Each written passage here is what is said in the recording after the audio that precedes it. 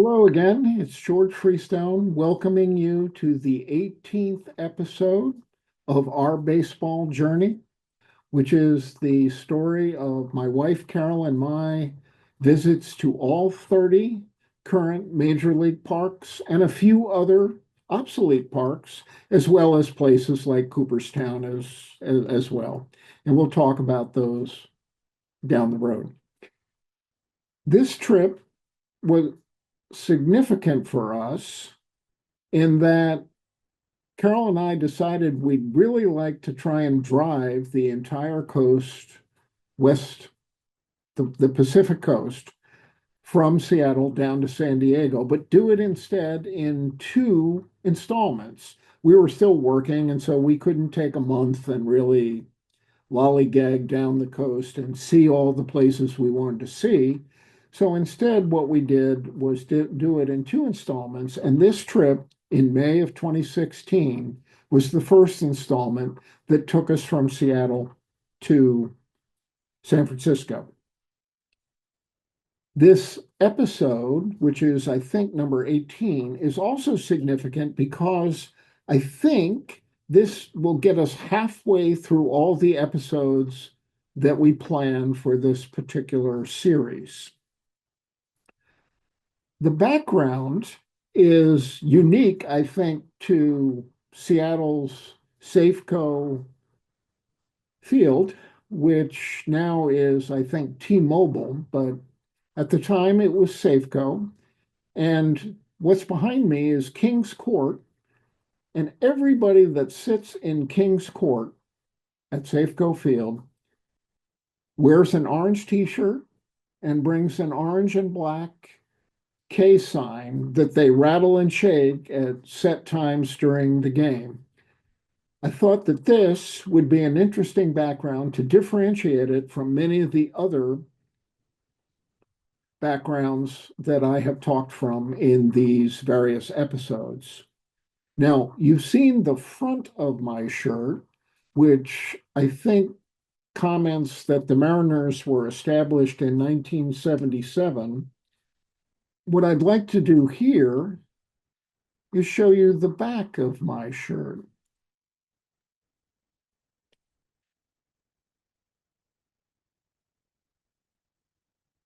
So a lot of stuff on this particular t-shirt, but the thing that caught my attention is the Emerald City. I really didn't understand why Seattle was called Emerald City, so I had to check up on that.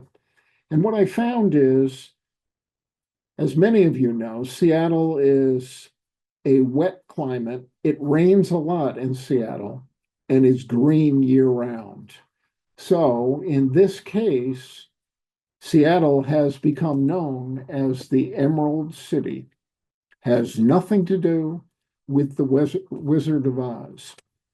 I'm going to flip now to the slide, and I'm going to move me to a spot that won't cover up all the images that I want to talk from. Okay. This trip was in May of 2016. And as I said, if you take a look at the map, we flew to Seattle and basically drove down the coast.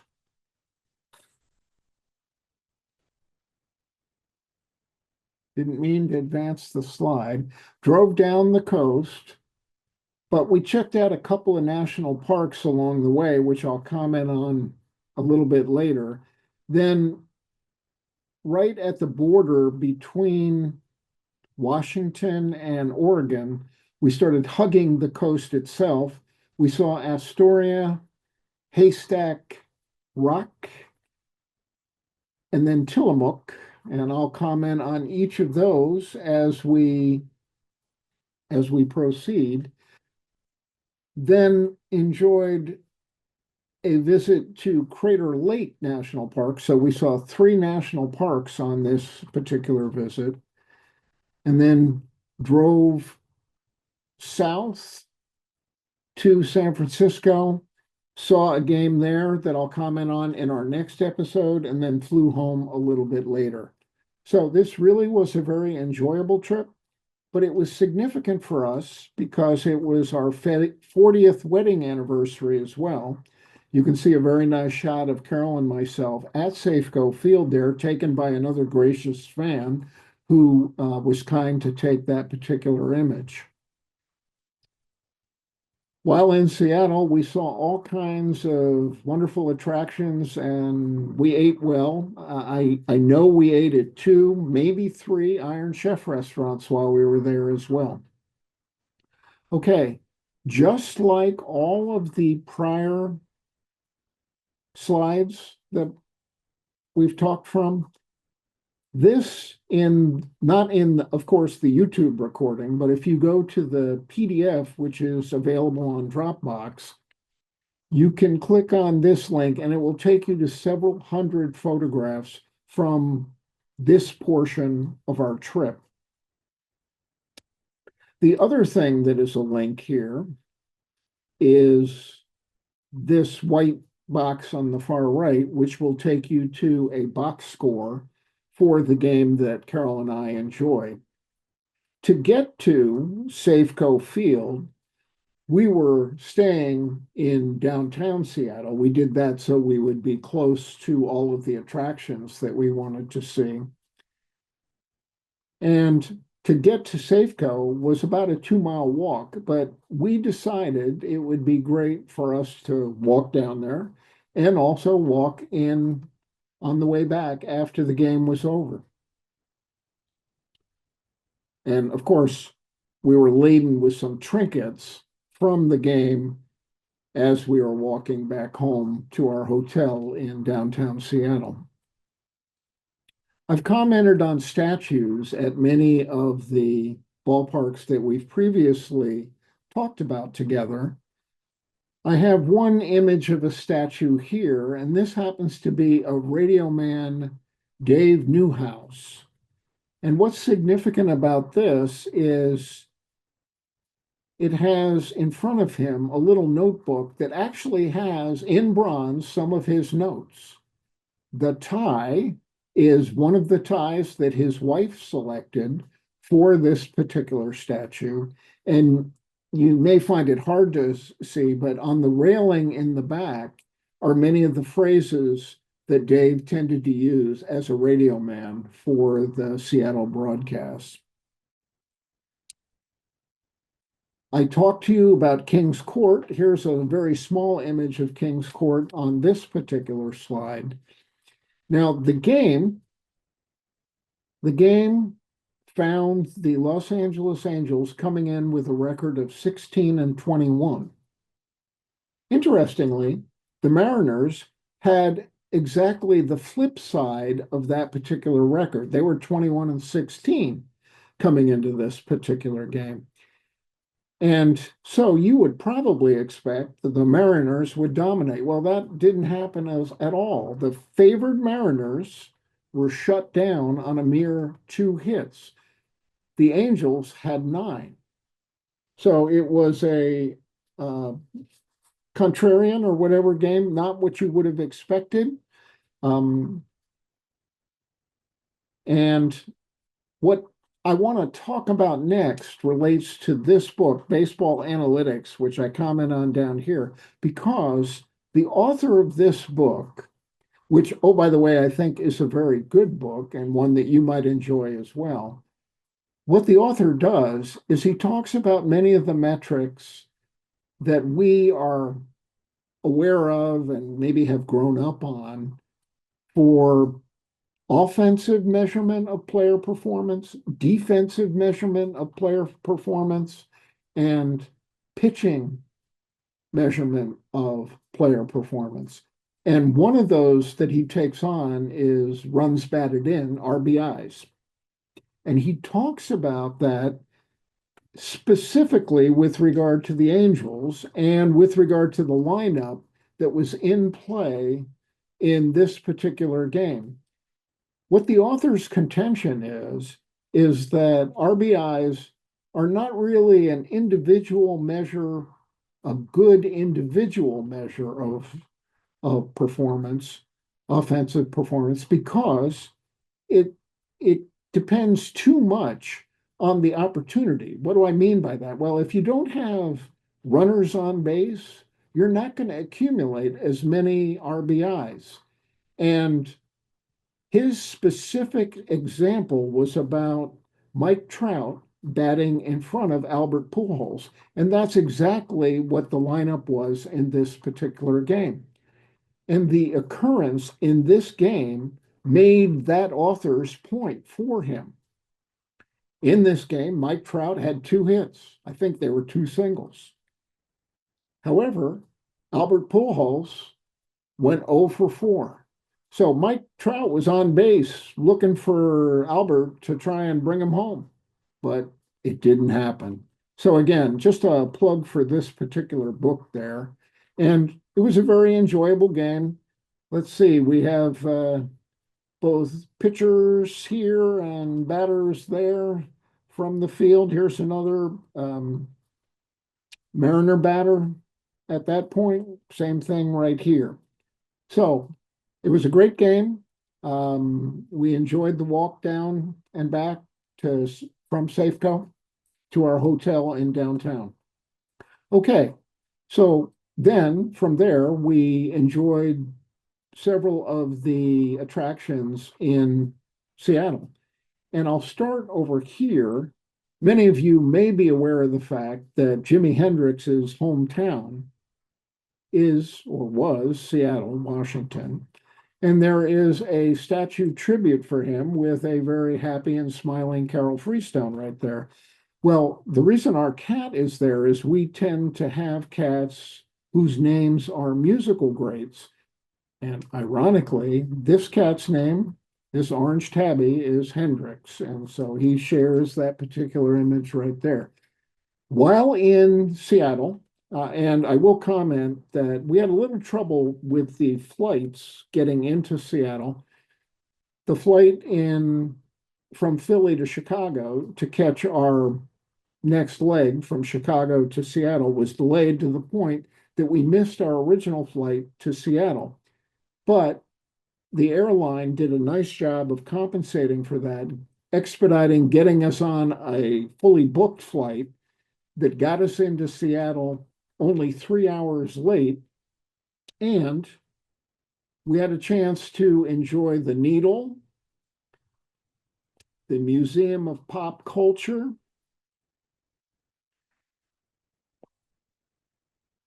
the Chihuly Glass Museum, as well as the Pike Street Market that I'll comment on in series here. First of all, the Needle. In 1962, the World's Fair was held in Seattle, Washington, and this structure was built for that World's Fair. Now, on the day that we came in, you can see that the weather was inclement, and I doctored up this image a little bit to make it a little bit more significant. But you should know that at the top, there is both a observation deck as well as a rotating restaurant. And I will tell you that the view is far better than the food up there. So we did enjoy the view. And of course, it's something to say that you had a chance to eat a meal at the top of the Needle, and that's wonderful. Now, this is a piece of Chihuly glass from that glass museum. Carol is a glass museum fan. We're going to talk to you about many glass museums in the future.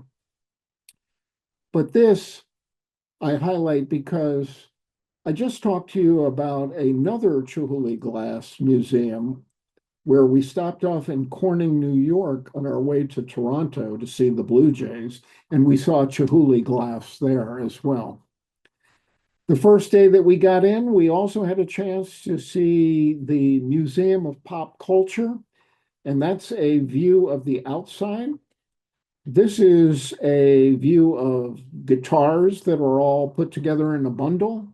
And here in the left, you can see a statue of a cat, all pieces that are included in the Museum of Pop Culture. Now, we had a wonderful Iron Chef meal on day one where we were in Seattle. And that evening, then we went to the Pike Street Market. This is the very familiar sign there. It's also the place where the Pike Street Fish Market is, where they throw fish from one grocery aid to another and miraculously don't drop the slippery fish. So that's a sight to behold. Other things that we saw in that neck of the woods, you may or may not be aware that the first Starbucks restaurant was right across the street, basically, from the Pike Street Market on Pike Street. And that's exactly why there is a brand of Starbucks coffee called Pike Street as well. We saw a Flatiron building. I've commented on several in New York, Toronto, maybe even Detroit. There was another one that we ran into in Seattle. So a common occurrence.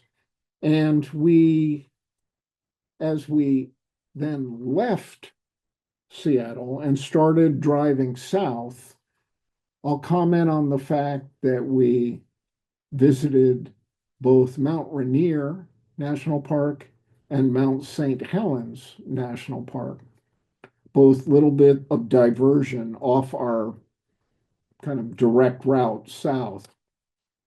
I have wonderfully pristine pictures of Mount Rainier, which is 14,000 feet tall on a very clear day. And the same thing, not quite so tall, Mount St. Helens, and you can see a little bit of an eruption smoldering there.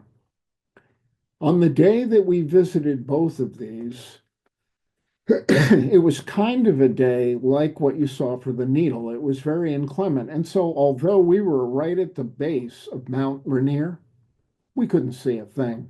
So, we had a chance in both of these areas to enjoy some of the structures and facilities that they had at each of those national park areas.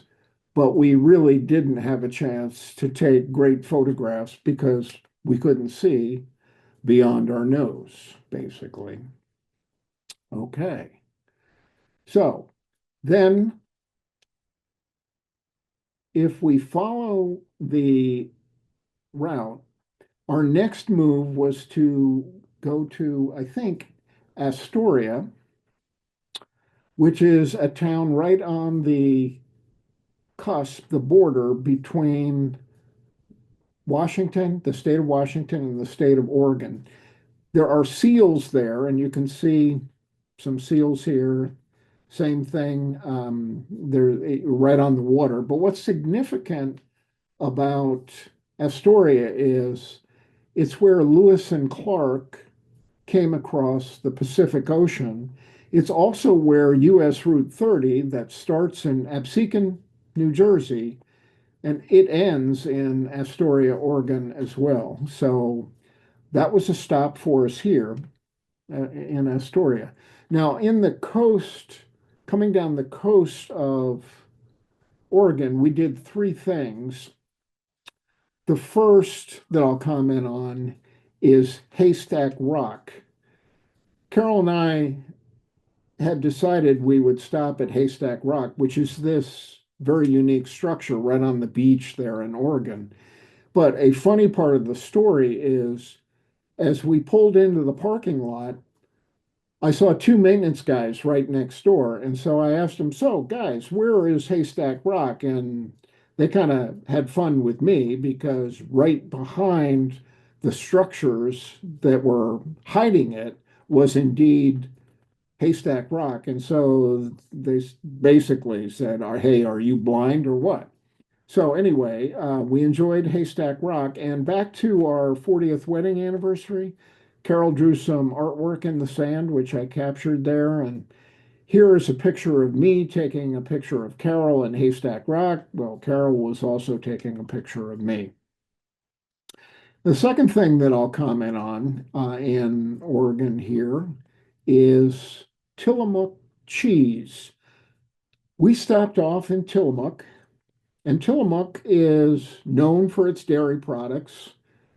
I bought a sweatshirt there that says Tillamook, more cows than people. I did some research at the time. They had 30,000 cows and 29,000 people. But we enjoyed a dairy-rich meal at Tillamook Cheese. Also had a chance for some ice cream. You can see Carol enjoying some ice cream from the Tillamook Dairy as well. Okay, and then from there, we ventured to Crater Lake National Park and had a pretty funny story about that. We left after breakfast at the lodge that we were staying close to Crater Lake. We had to drive about 100 miles to get to this kind of a view. Here's Crater Lake. Here's another view of Crater Lake.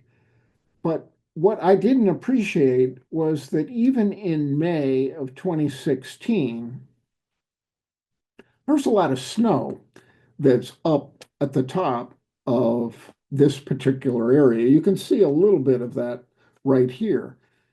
But I set the GPS. We were within 10 or 15 miles of the place we wanted to be to capture these kinds of pictures. And the GPS asked me to turn left onto a road, and there's a huge sign that said road closed. Well, there was still 4 to 6 feet of snow on the ground in May of 2016. So, what we had to do then is backtrack, drive another 50 miles to actually get to Crater Lake. But it was all good, and we had a wonderful stay, got lots of good pictures and the like. Okay, last thing that I'll comment on, and I realize this segment's a little bit longer than many of the others, is this particular book, Ball 4. And it relates a little bit to me eating this kielbasa at a different park, but I have an S hat on. This book, Ball 4, was written many, many moons ago by a pitcher named Jim Bouton. He was most famous for his career with the Yankees, and writing this book caused him to be a little bit of an excommunicant from the Yankees team because what he did was tell some of the humorous stories about what the ball players were doing when they weren't all playing baseball. Now, this book details Jim's career and one season with the major league team in Seattle at the time, the Seattle Pilots. And that's a Seattle Pilots cap. And I bought it where the Seattle Pilots moved after they left Seattle. And we'll talk about that at a later time. You've been very kind with your attention for this. As I said, our next visit will be to San Francisco. We'll talk a little bit about the Giants playing the Cubs there in another city full of plenty of interesting things to do. And that will be episode 19. So many thanks for your attention. Take care, and I'll see you then.